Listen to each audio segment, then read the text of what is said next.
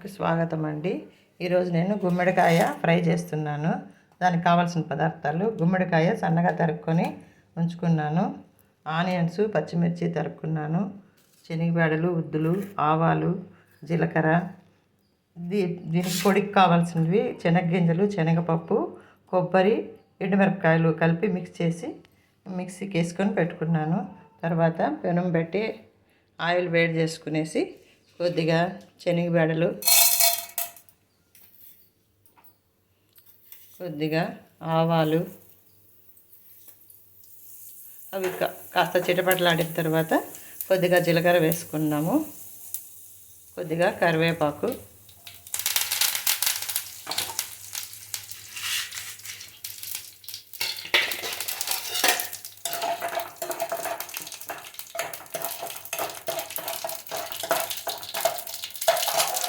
ఆ తర్వాత ఆనియన్ పచ్చిమిరపకాయలు,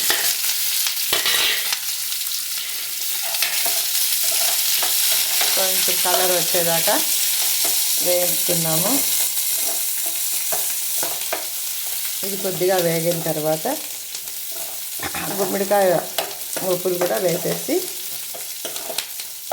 వేయించుకోవాలి. కొద్దిగా ఆనియన్ వేగిన తర్వాత ఈ గుమ్మడికాయ ఉప్పులు కూడా వేసేసి కడిగి ఉంచుకున్న గుమ్మడికాయ ఉప్పులు అవన్నీ కొద్దిగా వేయించాలి.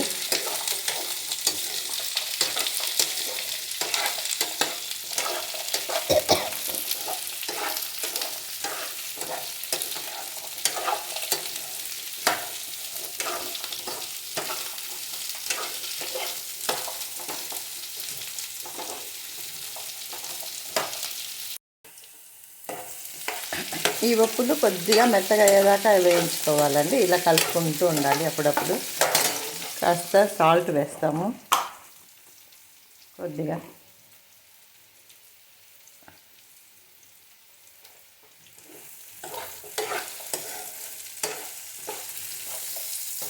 మనం ఇట్లా స్పూన్తో అంటే కొద్దిగా మెత్తగా కావాలి, అంతదాకా వీటిని వేయించాలి. కొద్దిగా పెద్దగానే కట్ చేసుకోవాలి గుమ్మడికాయ, ఎందుకంటే విడిపోయిన తర్వాత కొద్దిగా మెత్తగా అయిపోతుంది. దానివల్ల కొంచెం పెద్ద పెద్ద ఉప్పులుగానే కట్ చేసుకోవాలి గుమ్మడికాయ. ఇలా బాగా కొద్దిగా కలర్ వచ్చి వేగిన తర్వాత కొద్దిగా సాల్ట్ సరిపోయిందో లేదో చూసుకోవాలి. ఇట్లా స్పూన్తో అంటే విరిగిపోయేటట్లు, అట్లా విరిగిపోతే ఉడికిపోయినట్లు. ఇంకా కొద్దిగా వేగాలి.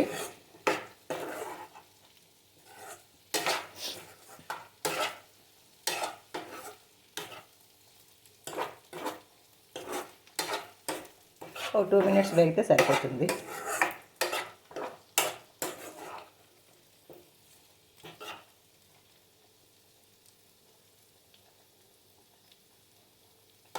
దీనికి పొట్టు కూడా తీయాల్సిన అవసరం లేదు, పొట్టుతో పాటే కట్ చేసి వేసుకోవచ్చు.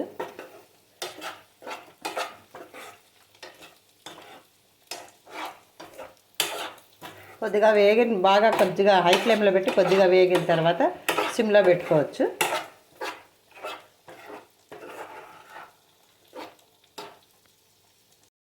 ఉప్పు కొద్దిగా తక్కువగానే ఉంది, కొంచెంగా ఉప్పు వేస్తున్నాను.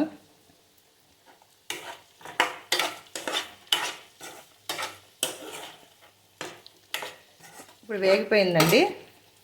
దీంట్లోకి కొద్దిగా పసుపు,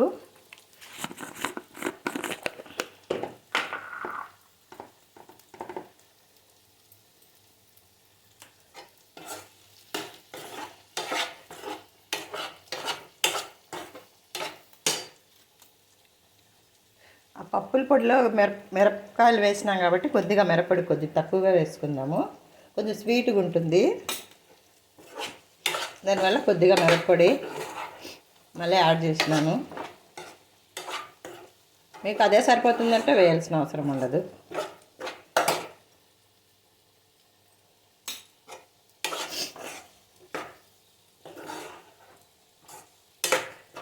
చివరిగా పప్పుల పొడి వేసేస్తాము.